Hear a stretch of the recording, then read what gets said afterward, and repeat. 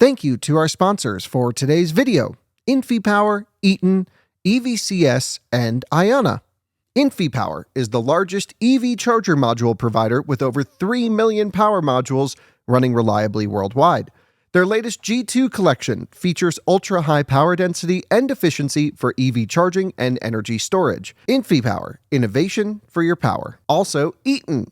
Eaton is a one-stop shop for implementing reliable and innovative EV charging infrastructure at your site. Across all applications, Eaton's EV charging infrastructure, hardware, and software gives you the scalability, flexibility, and intelligence you need to charge today and scale up tomorrow. Learn more at eaton.com/EVCI. Also, EVCS 2025, the premier EV charging expo. From utilities to policymakers and tech innovators, the key players in shaping EV infrastructure are coming together at EVCS Las Vegas on March 25th through 27th. We would love to see you there. And Ionna, North America's premier charging network. With unmatched commitment to elevating the customer experience, Ionna is opening America's roads to all EVs, giving drivers the coverage they need, the reliability they deserve, and the amenities they crave. You have a grab handle. Yeah. Oh! No, I don't. No, I don't. No, pre-production. Yeah. Okay. That's not gone Grab right. Hopefully none of them Maybe you did at one time too, and they patched the holes. Okay, good. They fixed it. Hi, welcome back to Out of Spec Reviews. This is the Cadillac Optiq in its production form. No longer prototype. We did a whole video on the prototype back last year in a showroom in LA. That was cool to kind of get an early glimpse of the story of the Cadillac Optiq and to kind of assess the optics of the situation. But the optics are weird, meaning like how this looks, because dealerships have gotten these cars for a few months now. In fact, the first deliveries were late December, and right now it is mid-March. So actually, by the time you're watching this, it's, yeah, mid-March. And then we can't even talk about the driving impressions until 2 weeks from today, which is late March. That is really weird, really interesting. No idea why that's happening in the automotive industry a little bit, not just Cadillac. We've seen the Korean cars do that as well, where we could go to the dealer, find a car, test it out, bring you guys all the info you want to know, and then later they do the actual first drive event and media push and everything. Very interesting. Not sure I understand those optics. Okay, enough puns. Let's actually jump back to the studio this morning, where we had Optiq side by side, luxury trim, sport trim, all the different materials, colorways. There's a lot to jump into with this walk around video. We will have a driving video that comes later, like I said, in 2 weeks when we're allowed to talk about how it drives. But if you want to know sooner, just go to your nearest dealer and try one out yourself. All right. Back to the studio. We are here to see the actual production. Well, technically these are production intent, but we already looked at the prototype version. Me and Kyle did very briefly. We had 1 hour to learn about the car, film the car. It was chaotic. So, Isaiah, welcome. Hello. We are looking at two variations of the color. We have the Celestial, which is kind of the purple gray. It depends on the lighting. We'll start over here. This is the Luxury 2 trim. Now, Cadillac Optiq has Luxury 1, Luxury 2, Sport 1, or Sport 2. I'm doing double peace sign. Basically, the differences are largely just visual brightness, I guess you could say. They can probably get most colors in both trims, but the luxury is basically meaning brighter wheels. You have these bright accents here, front, below, and above, and you also have the bright accents above the windows here. That is kind of your usual, normal Cadillac, I would say. It's just bright. It's luxurious, I guess. But then you have the Sport variant, which has darker wheels. Everything you saw bright over there is this darker kind of, I don't know what they could call it, carbon type chrome. Like, it's still shiny-ish, but just less aggressive. Actually, up here it's just like plain black. So that's a difference. That's really the main difference. And they're trying to appeal to both the luxury and the sport customer. The whole premise with the Optiq is they're trying to achieve, I think, a challenge, a very challenging prospect of appealing to their luxurious traditional Cadillac owner, but then trying to bring new people to the brand. They're thinking younger, which by younger, they don't mean that young. I mean, like, we're talking older millennials, like upper 30s, 40s, something like that, maybe upper 20s. We'll see. I'm really curious to see how well this car sells, but this is the entry level, basically base model of the Cadillac electrified lineup. Everything ends with IQ. You have Optiq, Lyriq, Vistiq, Escalade IQ, Escalade IQ-L, if you want that IQ-L long boy, which is really cool. And then you have the Celestiq, which is top of the line, almost unobtainium if you wanted to spend $300,000 on a Cadillac. I don't actually know the exact price. It says inquire on the website, so it means I can't afford it. But the Optiq itself, I think, starts around like 50 grand, which is a good amount of money. I mean, this is like upper end of Model Y, but they're also touting this as a premium luxury crossover. So it's more meant to compete with the likes of like Audi, BMW, Mercedes. This is not really intended to compete with CRV, whereas they would probably put Model Y in the sub-luxury category. So they're thinking it's not really competing. But let's face it, the new Model Y is really good, but a lot of people will strictly not buy Tesla right now. So I do think they have a better chance than ever of people actually buying this thing. Let's look at the design once again. This is actually mostly what was similar to the prototype we actually looked at before. Here we have basically Cadillac's shield grille. Now this is the shortest and like widest version. The whole ethos of this car, like I said, trying to be a bit more sporty, a bit more compelling to someone who, I guess, wants a sporty but luxurious but tech forward vehicle. It's a really interesting dynamic package, and I'm intrigued to see if they really pull it off. I do think it looks pretty good. I think it's appealing to me, relatively speaking, and I've never been much of a Cadillac person except for, I mean, a manual CTS-V or something like that. Those are super cool. And I do like the idea of an Escalade IQ-L, but we'll get into that later. This is, yeah, pretty good. So the Sport Grille also has all these little like opposing triangles in it. Some interlaced, some opposing. That is the big differentiator from the luxury trim as well. The luxury trim has more of the splines. We'll look at that in a second. But yeah, pretty much front end mix of the color, mix of a lot of piano black. They do hide the sensors pretty well. The front camera, which is nice. Glad the Model Y finally got a front camera, by the way, because it's about time. This does, of course, have a surround view camera option, which is cool. But what makes a Cadillac is, of course, the giant shield, the smaller shield. Within the giant shield, these are all lit up. At night, they stay lit up. And they also do some sort of animation sequence, which we'll throw over the top of this when you approach the car. And also when you go away from the car, something else. The vertical lights is also what sets a Cadillac aside. They have the blade right here, which is essentially the DRL, daytime running light. And you have the stack of 9 bulbs here, which kind of work as high and low beams, even cornering light, just depending on what the situation is. I don't think we have, any sort of matrix functionality yet. I do believe they have the ability. It's just not, well, I don't know. I've heard it's still not legal in the US, but then you have Rivian actually doing it. So I don't really know the legality on that, but so far not on this car as of yet. It's always interesting to me to see how designs incorporate the required ugly reflectors, and I think this is a pretty good way to do it. Just kind of throw it into the archway, which is also piano black.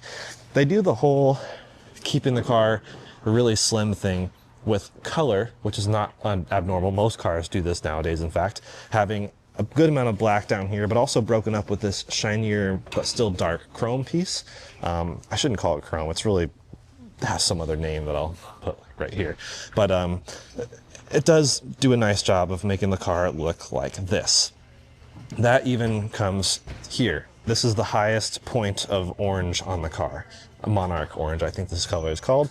Otherwise, it all turns into black, which is, again, more of this sweeping, sleeking method of making an SUV, dumbed down to a box on wheels, into this, which I guess makes it sleek. Talking to the designers, they were very focused on the belt line. That's even why the mirrors on all colorways are two-tone.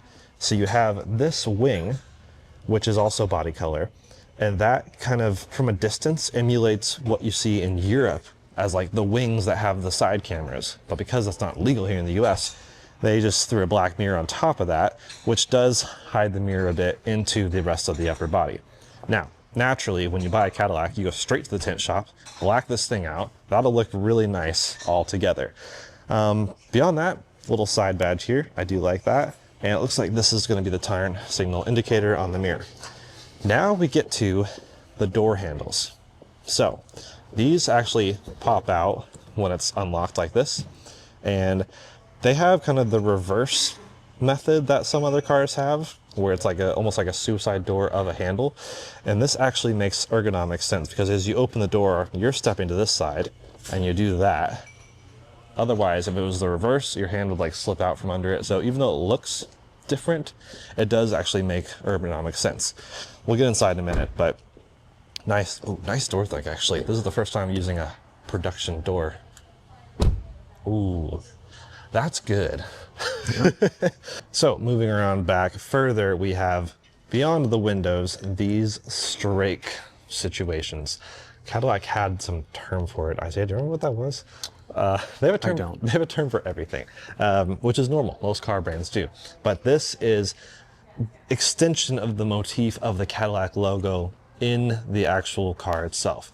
What's really cool is Cadillac has every single pane of glass dual layered, which means it improves the NVH. Really excited to see how that is in the drive. But that is how they do this. This is actually laminated between the two sheets of glass, and that is how they achieve this look. It is a double win because it gives you that like exterior design motif, but also casts an interesting shadow on the interior if the sun hits this little section just right. This is the only section right here that actually goes into the car itself. It like does that. Everything else is just, what is this? A, B, C, D pillar. Can you call this a C pillar? And if the D pillar is right here, is that too close? I don't know. It's close enough. But this design continues through into the blade-like taillights. Now, as per normal Cadillac, vertical lighting is a thing. And so these blades that have the same type of stripes go all the way down here, all the way down here, and then you have two separate taillights.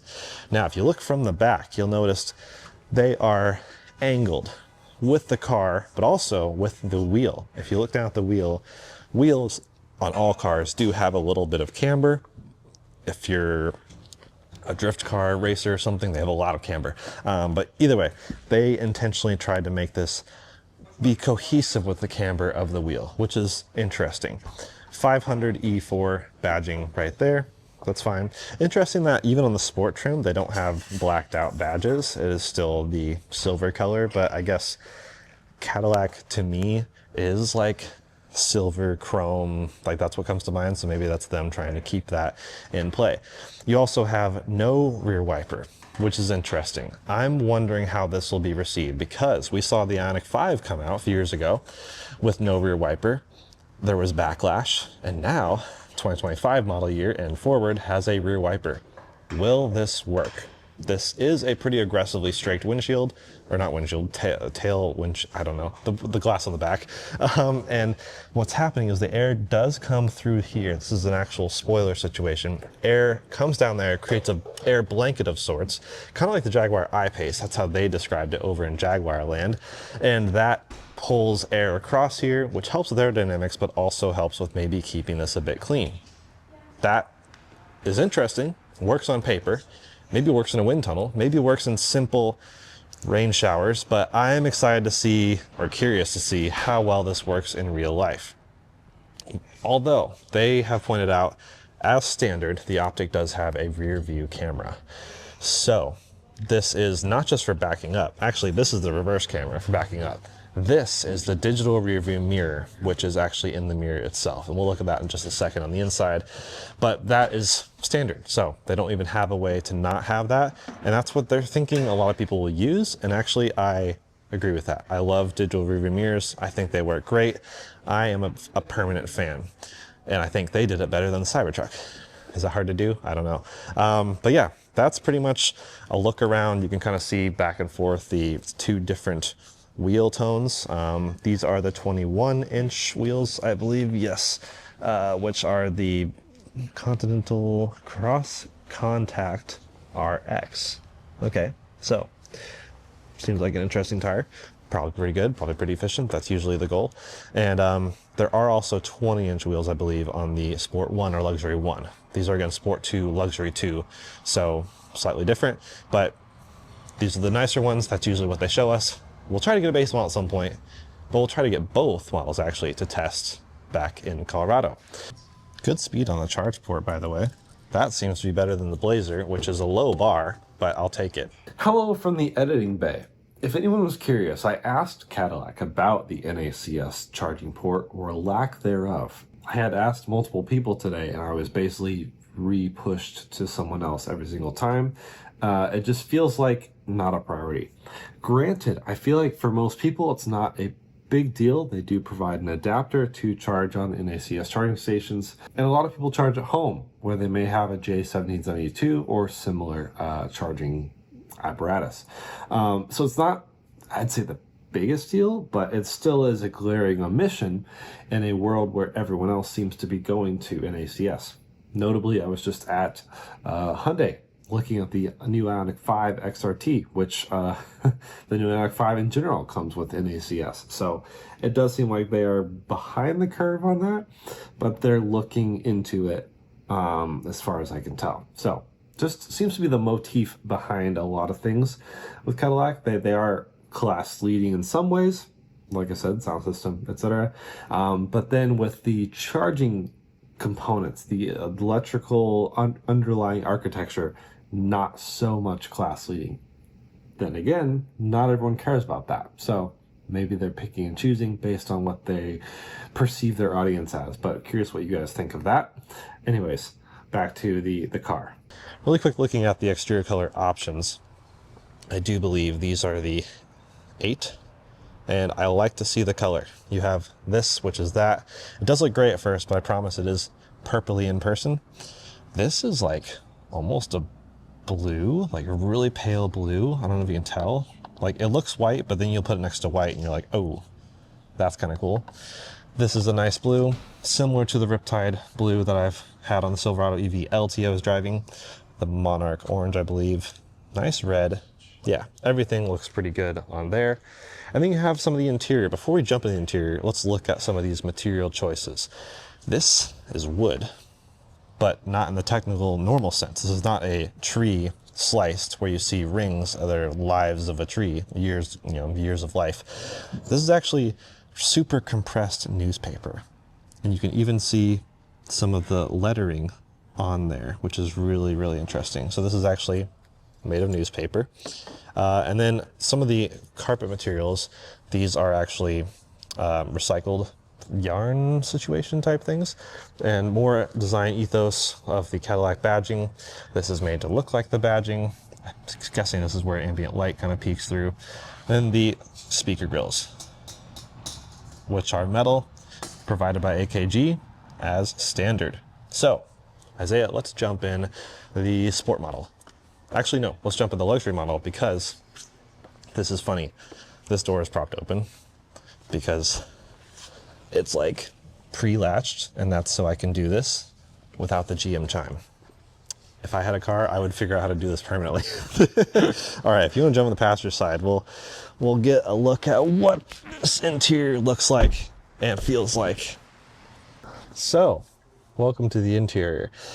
This does feel nice. Like, even though this is the entry level, and I think they hesitate to call it entry level, it feels luxurious. It looks luxurious. So we'll see if all the touch points do actually feel that way. I'm excited to have Colton do a full build quality analysis over on Out of Spec Detailing channel, because I think he'd be pretty impressed. Like, I really like this, and I'm sometimes picky. And I'd say Cadillac's almost not usually my thing, but I would happily drive this. If this was a rental car, if this was the Uber that picked me up, I don't know if it's quite my cup of tea, just visually speaking, and I don't like the shininess stuff, but I guess this is, well, I guess they said luxury trim and sport trim don't actually change the interior, so yeah, it's maybe not my choice, but I actually do really like it. And if I had to borrow one, or if I had a partner that was gonna buy one, I'd be totally fine with that. because this is such a nice place to be.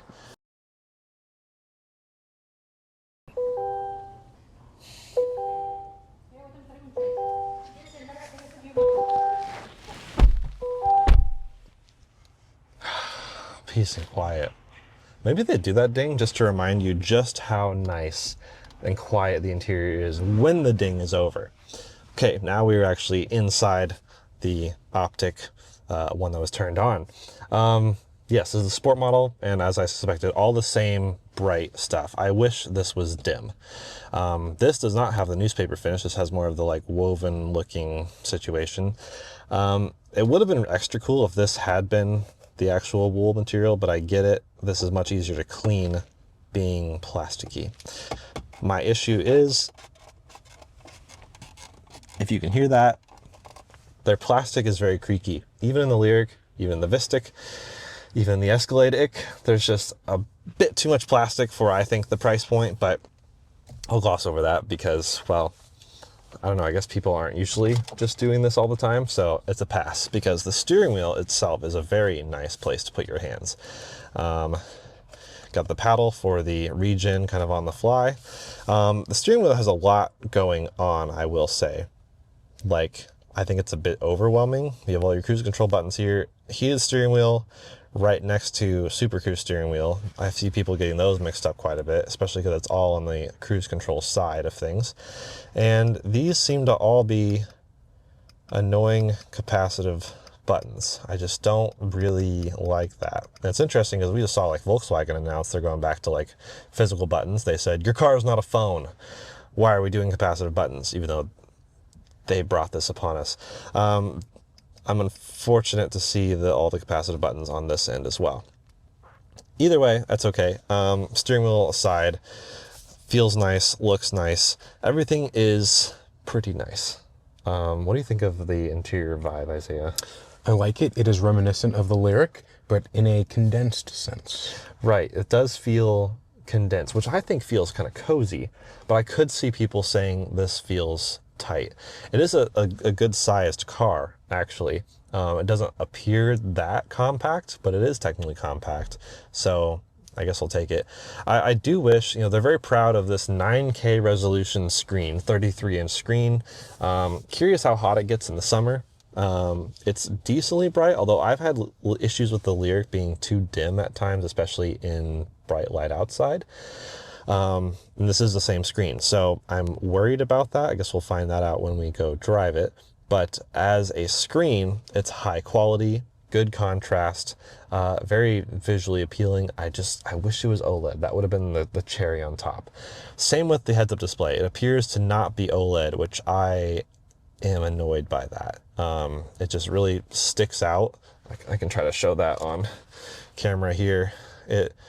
Let's see. Yeah, you can kind of see where it should be black, but it's not quite black. And the reflection of the cutout of the screen, I don't know. I guess that is nitpicking a little bit, but it's not my favorite situation. But space-wise, feel-wise, this is really nice. And it does even feel a bit more improved over the prototype that we were testing last year.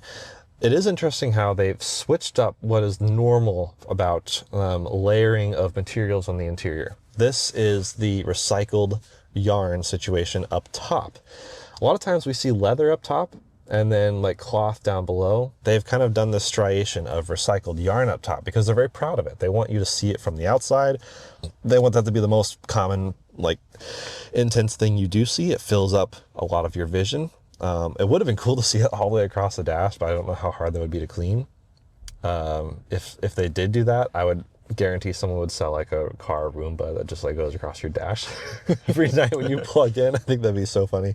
But otherwise, right below that, you have I can't open my door because of that sound. That's fine. We'll just look at it. Leather is right below that. It is feels like nice quality leather. Good touch points. I'll take it. And then you have some more materials down below there. You have this carpet stuff right here. They intentionally put carpet in the door pocket area where there usually would be maybe plastic on some other cars. So the plastic around it doesn't feel super nice, but it is a nice addition to have that carpet. And that might even help with NVH. I'm really excited to go drive this, Isaiah, because I'm expecting good things. If it's fully dual laminated glass all over, all these carpeted soft touch materials, that should be nice on the road. And holy cow, we have to talk about the sound system. It's a bummer that we can't totally replicate that in a video sense. And so unfortunately, I do have to just tell you to go to your nearest Cadillac dealer, because what's interesting is dealers have already had these for a while now, and we're just now going on the media drive. But going to the dealer and experiencing Dolby Atmos, Shawn Mendes, whatever you want, in Dolby Atmos is truly good. Cadillac actually had the entire event yesterday focused on Dolby Atmos. Unfortunately, Isaiah had a delayed flight, couldn't quite make it on time. But I went and saw the Dolby Theater. They had a Dolby headquarters here in San Francisco, and went into a Dolby reference like studio where they actually mix in Dolby Atmos, which is super cool. Dolby Atmos, really high level view. It's just music and movies and things mixed in a three-dimensional space, and you move objects around, and then that is decoded to the number of speakers. A traditional, normal mixing studio has a 7.1.4 system, which is 7 kind of ear level channels, 3 on each side, and then 1 in the middle in the front. And then the dot one is a sub, so that's low frequency. Technically this has 3 subs, but it's not called dot 3 because the subs are treated as one individual thing. And then for the dot 4 at the end is 4 height channels. So you see these speakers up here. These are also metal speaker grills. They intentionally have all the speaker grills metal from AKG, except I guess the front. Those are not actually metal. That would have been cool, but also probably reflective, which is why they didn't do it, which I'm okay with. But having this car have a 7.1.4 system means it is actually comparable to a reference studio where you mix Dolby Atmos, and that's intentional. They worked with Dolby on this. So it sounds phenomenal. I'm excited to go drive it here in a little bit, and of course we'll talk about it in that video as well, but it'll be, it is really, really good. Up there with some of the best. And I was hesitant because I was like, you know, Volvo is a really good sound system. Lucid is pretty good. Tesla has some really great sound systems, but Tesla hasn't played with Dolby Atmos yet, and I am admittedly a Dolby Atmos fan. I have a whole home theater set up at home. I can nerd out with anyone about it. Love that. However, it is only available through Amazon Music and Tidal, both of which are mediocre at best. So that's a bit disappointing. Spotify, I don't think, has entered the realm of spatial audio yet, and there is no Apple Music here, which is also disappointing. So, as an iPhone owner, an iPhone fan as I am, I'm actually slightly ostracized here. I'm not, it's fine, but like, if I want to listen to my music, I basically have to buy a new subscription to something that I didn't already have because I'm an Apple Music user on an iPhone. Sure, an ideal situation would be like, okay, well, if you don't have Apple Music built in, let me plug my phone in to get good quality through the USB, because Bluetooth is worse quality. They don't do that. This car cannot communicate with iPhones over USB because GM has ostracized iPhone connectivity in their cars, because also no CarPlay, no Android Auto. So that's one big frustration. I'm going to try to get to the bottom of that here while we're here and find out why. Why have they not put Apple Music on the car yet? It's not Dolby's fault. Dolby works with over 20 distribution systems of spatial stuff, so that's not Dolby. So I don't know what the issue is with GM and Apple. If Apple got upset that GM removed CarPlay, I don't know what's behind the scenes business like there, but that's how that looks. But anyways, I got off on a big tangent. The music is rocking, bumping, really good sound system, one of the best. Here's where you can see the digital rearview mirror, and that looks nice. You can turn that off there, it becomes a normal one, which is also fine. Not great visibility out the back, but I would just leave it at that all the time. I actually love digital rearview mirrors, Isaiah, because everyone in the car can see what's behind you. Unlike the traditional rearview mirror, which is only the driver. or sometimes you can awkwardly make eye contact with someone in the back seat. Whereas this is like everyone can see behind you. I think it works great. So I'm a big fan. GM's been doing digital rear mirrors for a while now, and they've just gotten better and better. There is no dog mode in this car, but they do have a camera that would be cool to see maybe use in the future to like maybe monitor your pet if they ever add dog mode. It is interesting that they have no dog mode because a lot of people have asked for it. You can, of course, sort of, I guess, keep the car running in a way for a bit, like keep climate on, but it's not a permanent thing. You can't really monitor it from your app very well. So yeah, I'll have to live with the car on the app at some point and do a dedicated like software deep dive. So stay tuned for that. But in the meantime, everything in the software seems to work fine. Ambient lighting is nice to see. You can adjust custom styles, do kind of dual tone upper and lower. Can't really see it much right now, but it is nice to have ambient lighting. That definitely feels luxurious. So the software is interesting. So now I'm in ambient lighting. Going back, do I have to go home? Okay, I guess, yeah. Instead of the back button, there's just a home button because I was only one menu deep instead of multiple menus. Interesting. But looking at some of this stuff, I mean, you can see the sound. They do only have a 3-band equalizer. I wish it was more than that. And immersive audio just talks about Dolby Atmos. That's cool. And you can optimize Dolby Atmos for the front or the rear and adjust the level of sound. We're definitely going to play with that while driving as well. And that's nice to have. You generally would probably want to optimize it for the front. It doesn't sound as good with the rear optimized, but that's okay. Super Cruise settings, climate and air quality. I like having auto fan speed, low, medium, high. I wish that was easier to access.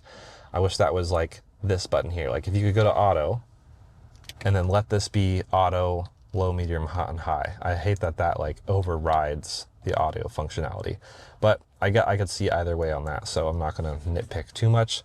You can do cooled, ventilated seats on startup, heated seats, etc. Lots of climate stuff. Comfort and convenience. Just kind of breezing through some of this because I am going to do a dedicated software video at some point.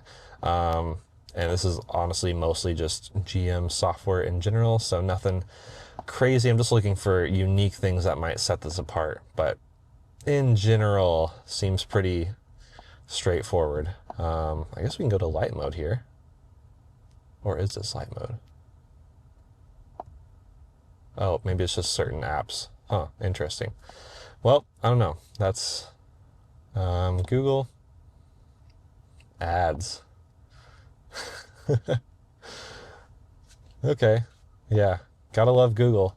So this is, of course, running like a Google-based system, various updates and stuff.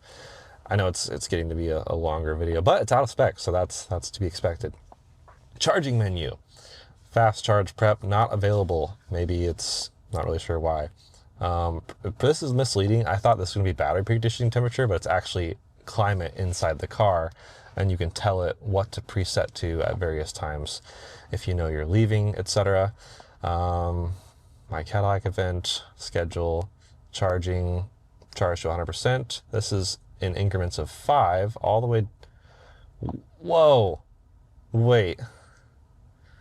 You can set charge to, oh, okay. Never mind. That's so funny. It lets you scroll this down to like 15%, but it jumps to 50.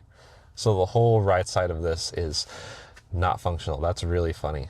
But I guess, yeah, 50% to 100 in increments of 5. I really like that. At 100%, it shows 302 miles. That is the stated range. So I guess that's charging. Camera. A bit disappointing with how small this is. Like, it's a huge screen, but it is a slim screen. And so you can't actually see a big representation of the 360 camera overview. But it works fine. No major complaints there. Seems like pretty good quality cameras. We are inside, so. But like, why does this have an exit button, but then some of the other apps don't? Not really sure.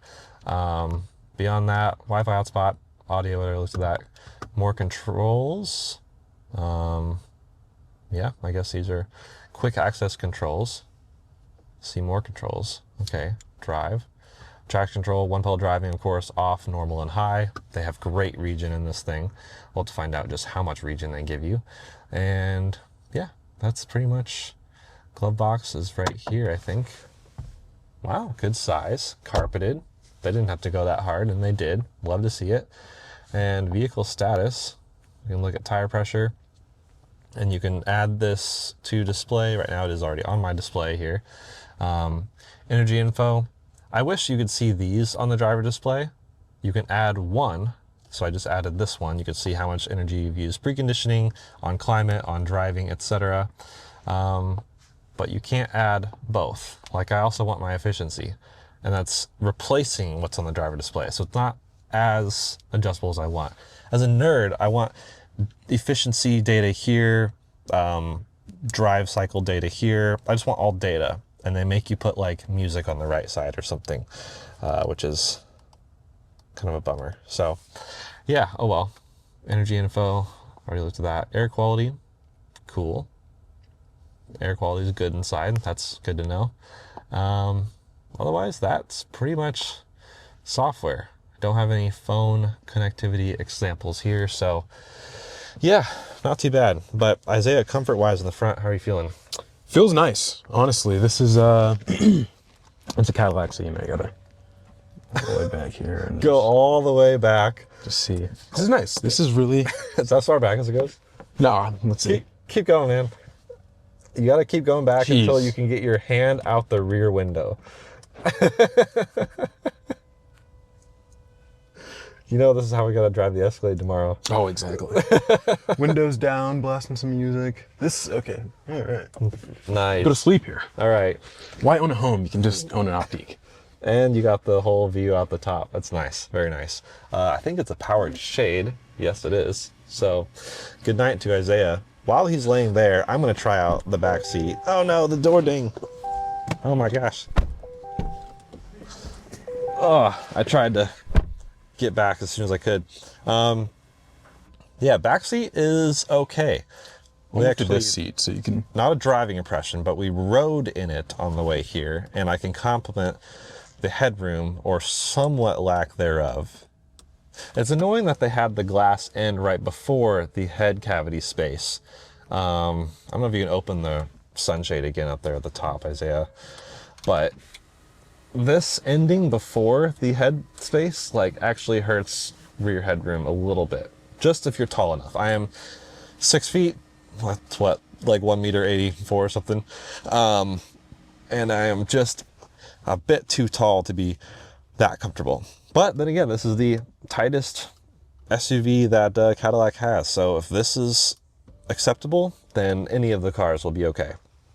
You have USB ports back here. I'll have to measure their efficiency and power output when we do the drive. A 120 volt outlet, that's awesome to see. Rear heated seats, I think that is part of the luxury or sport 2 package, so the sport 1 and luxury 1 don't get those, I don't think, which is ironic if you have luxury in the name. Wireless phone. Wireless phone charger, that's nice to see. And is it, I don't see any active cooling in that, so that's disappointing. But more USB ports in there. Kind of interesting, deep, narrow, thin glove box. Or not glove box, but center console situation. Decent door pockets. Yep.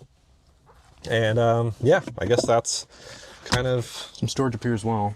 Oh, storage up there too. Kind of like the Lyric. The Lyric has that drawer here. And Right. some USB-C ports as well up here. Yeah. So lots of USB-C ports. I like to see it. Yeah, I mean, pretty good interior, pretty good. I like to see the AKG speaker grills everywhere. Those do look pretty nice. And of course you can see the upper ones here for the 4 height channels, which are all individual, like I said. And the headrest does look nice, but it doesn't fit me super perfect. I'm not in love with the back seat space as an adult, but it's okay. I'm sitting behind myself and I have plenty of space. So like legroom wise, super good. Super Window good. behind you can use that. Look at the tiny window with the little motif. Oh, right, yeah. Right here you can see the strakes and how they cast a shadow on the inside of the car. The art stuff is funny, and I do love it. I love the attention to detail. Again, the cloth continues back here, and the door handle situation right here. These are, what do you think these door handles, Isaiah? They're kind of, What I think of them, I mean, they're just... they work. They're not immediately noticeable. Like, it does confuse everyone the first time they get in one, but then they're totally used to it. So, all right. Well, I think that's pretty much it for the interior vibe. We're gonna go drive it, get a few more thoughts, and then we'll throw final thoughts here at the end. Of course, not talking about driving impressions because that would break the embargo, but just any more Easter eggs we can find, we'll throw right here. So Isaiah, I think they watched my video because that thing is like really strong. Shake the whole car. I would have laughed so hard if it broke off just then. We drove here. Can't talk about how it drives. Once again, that's a separate video. But we had a few more thoughts we wanted to share before we wrap up this full tour video. Now, living with the software for a bit, I do think it's good. Like, it's very responsive, reactive, pretty easy. Not class leading, but class competitive, I would say. I do think being out here in the sunlight, it did reaffirm my memory of it being not quite as bright as I would have loved. Like, it's fine, but they could have had like a show-stopping brightness level. Like, wow, this is super bright and gorgeous. But it is still doable. Now, the settings are a bit challenging as far as navigating them. Like, it's mostly okay. By the way, I don't even see brightness in here. Go back to display, maybe in the bright mode you can... You would think brightness would be in display, right? There's no reason why it wouldn't, but we've just seen some weird things with where they put things, and it is a bit confusing at times. For example, let's say you're sitting somewhere and you have the car on, you're checking something out, I don't know, just a lot of dings and chimes. If for some reason you like this chime, you can go into settings, into vehicle, into comfort and convenience, into chime volume, and you can kill your ears. Oh my gosh. But notice there's no way to take it lower. They tease you with this. This is like a recurring theme in the software. They tease you that you could go lower, but they won't let you. This chime is, for some reason, required and never turns off. It is the most annoying thing. So we kind of saw some similar stuff with that, but otherwise, like, I'm not a lot to complain with about the software. You can do multi-section things. So right now we're on Amazon Music.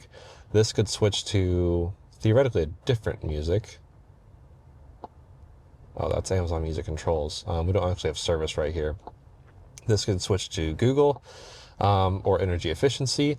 This side could be the maps or audio or energy efficiency. So you can kind of play around with this, but why, I don't know why the left side can't be map. Like, I want map here, efficiency data there, and there's no way to actually do that. So while the software is fairly easy to use, easy to navigate, I do wish that was just a bit more flexible. Like, even this showing two icons here and one here representing split screen, there's no way to actually do like this layout. Like, it'd be cool to have efficiency data here, trip data here, map here. I don't know. I wish there was more flexibility. And I can't figure out how to change this, if at all. Maybe that's what this button on the steering wheel is supposed to do, but in this exact car, it doesn't do anything. I've been driving, I've been testing all the different drive modes. Can't tell you about any of that again in this video, but the whole time we were driving, this button did absolutely nothing. So unless an error showed up, and then I could click this to make that go away. So maybe it's for strictly reading through error messages. Not really sure. Something else, I guess I'll take the camera. It's hard to show, but there is a screen over here, which you can also use. There's a hamburger menu that lets you select layout controls, heads up display stuff, turn off heads up display, trip, which is cool. Now, how do you reset the trip? Swipe, oh, hold and reset. That's cool. I like having the trip meter over here. This is kind of awesome. So that's pretty sweet. I like that. And then layout, you can change your gauge faces by selecting that, and you can go here. You can do tour or sport, and then over here change it to map view or assist, or clean. Now, what you might have noticed is literally none of these show you state of charge. And as far as I can tell, and we've been playing with this for a while, there is no way to see your state of charge on this car. I can't find it. If anyone does know, let me know. But we've been thoroughly investigating everything, trying to do our job, and there is no way to see state of charge. You might also be able to tell, I don't know if you can see all the fingerprints now. So I think if you drive this car, you do need to keep just a microfiber handy. Maybe that's what this little storage is for. Keeping a little microfiber in there, so every time you finish your drive, wipe down the steering wheel. It looks good as new at that point, but will not look good as new unless you keep it really, really clean. That's one of my main complaints with capacitive buttons and the piano black situation that goes along with it. More that's here on the door. I don't know if I showed these earlier, but you know, the kind of Mercedes-like controls on the door to adjust your seat and stuff, they're fine. Like, it works well. Oh, I forgot about the massage too, so that's nice. Oh, the controls are confusing. Massage mode, tilt up or down. Intensity, tilt left or right. Okay, high. And then, no. Okay, so it is very subtle. It's a subtle, I didn't even know it was working at first. So subtle massage, we're gonna use that on our way back. And then you have your seat heating, cooling, etc. And those can be set to be automatically on when you enter the car, which is nice. But I don't think they actually remember where they were before you left the car. I kind of wish that was an option. And can you do heated and cooled at the same time? No, that would be the mic drop moment. So I wish that would be really sweet, but not sure what this is. Imagine settings for when you're exiting, so you can press it and then it'll go to a position for you to get out easier. Oh, so yeah, that's the ingress egress position. Yep, good call. Otherwise, I think that's finally it for the interior. The speaker grill feels a little chintzy, I guess, but hey, the speakers sound good. We listen to the music more on the way here, and yes, really does sound good. I do wish, after living with it for a bit, one, Cadillac needs to add Apple Music to their native system. Like, otherwise that's just really leaves me stranded. And two, I wish there was a 5, maybe even 7 band EQ, 10 if someone really wanted to. Like, that would be the cherry on top. 3 band EQ is fine, better than just treble bass, but I do wish it was just a bit more. For our nerds in the audience, the USB ports all read about 42-ish watts delivered to your device. In this case, a power bank, but also that means charging your iPhone at full speed, which iPhone can really only take 25 watts as of the 15 Pro. But that's decent. 1, 2, 3, 4, 5, 6 USB-C ports that I know of. And if they all can do 42 watts, that's pretty good. That's even decent enough to like kind of charge up a Mac a little bit. So I'll take that. That's doable. Let's look at the trunk and frunk situation. We've already experienced the back seat. By the way, this is the blue color in case anyone wanted to see something different. But the chime, dude. It does make my day worse, this chime. Let's see what the frunk looks like. It is a double pole situation. So, jumping up here. Yeah, so this is another way they could have separated themselves out from the rest of the pack. And that would have been a frunk. But no, instead it's just a huge, I guess I could say, mess. I mean, why are there so many other CUVs with comparable everything, power and everything, with a decent sized front cavity, whereas this is not doing that? Not really sure, especially with the Cadillac way of retaining the front hood line. I mean, we're in this age of EVs where you don't necessarily need the entire huge front area where an engine used to sit.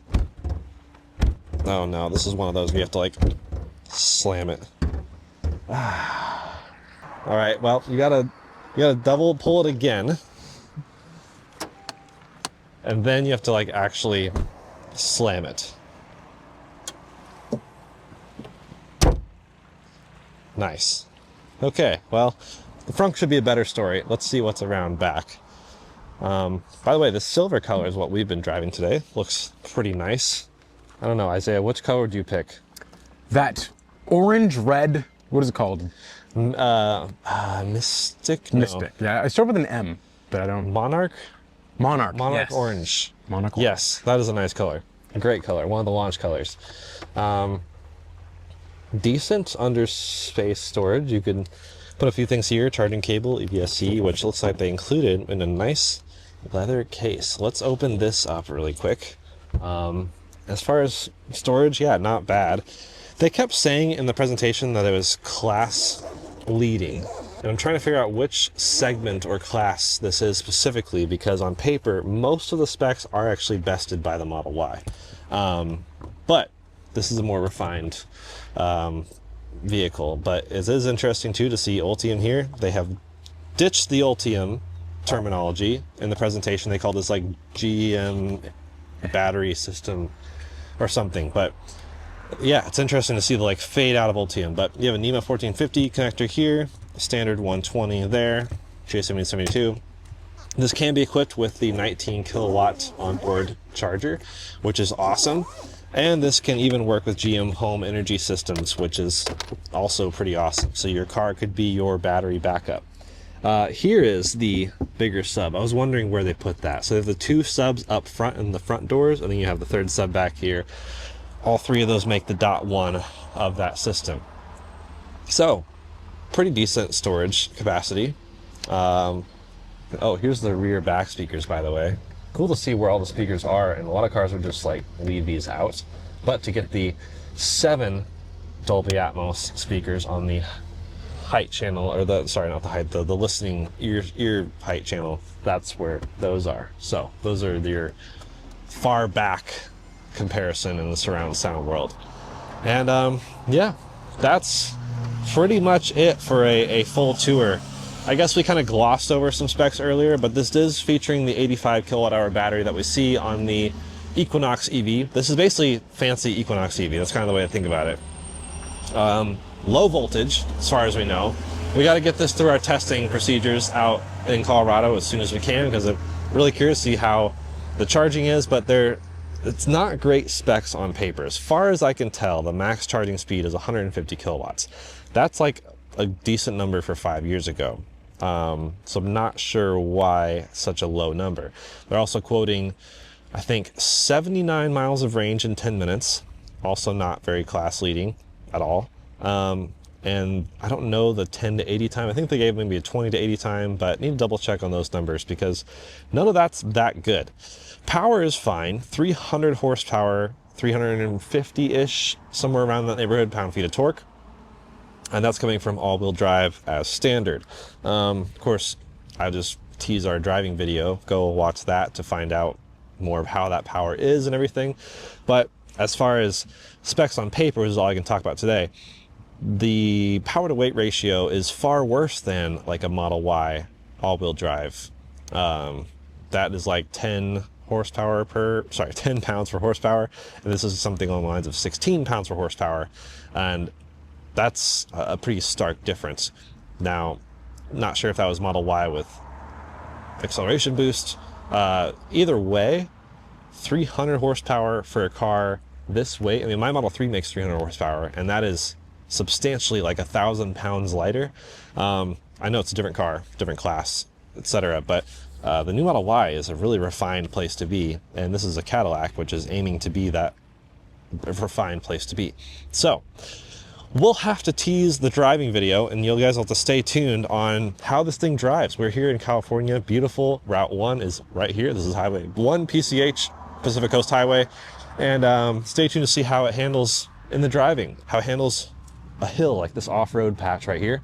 And yeah, that's it for the walk around, the full tour. Isaiah, any final thoughts? What's your impression of walking around the Optiq? It's a Cadillac. It's a Cadillac. And it's the gateway car, as they say. So this should be the car that will bring, like I said, new people to the brand, ideally, but also current brand owners maybe looking to, like, they're theorizing, okay, maybe Cadillac parents might, I don't know. They didn't really say this. They're aiming towards older millennials, like I said, but I could see some Cadillac parents, super fans, getting their kids one of these cars maybe for college. Like, that would be kind of cool, actually. I do think just the fact that, like, you know, like grandpa styling is sometimes in with clothing. This being driven around a college campus would actually look cool because it would be unique and almost no one at school would have it. And don't you want to be unlike all the other kids? Maybe you actually do want to be like all the other kids. I don't know. Either way, I'm curious what you all think of the Cadillac Optiq now that we've seen the production actual version. The oh shit handle has been fixed, no longer falls off, and sound system is incredible. I'm not going to say best, but it's really good, and I'm excited to see Cadillac going Dolby Atmos across the board. The entire lineup will be Dolby Atmos by 2026 for that model year. So yeah, I'm excited to keep driving this. We'll see you guys in the driving review of the Cadillac Optiq, and we'll see how these these wheels, 21-inch. I'm curious to drive the sport one or the luxury one. This is the 2 trim. Of course, they give us the nicest trims at all these events. They want to show us the best they have. But I'm excited to try out the actual kind of lesser models because they still have Dolby Atmos, still have Super Cruise, still have a lot of nice things. So as a entry-level Cadillac, this thing feels fairly fully loaded, and I appreciate that. So I appreciate you all for watching. Stay tuned. We're gonna go drive, but all I want to do is actually sit here and just look at this FJ Cruiser. Isn't that the coolest thing on the road?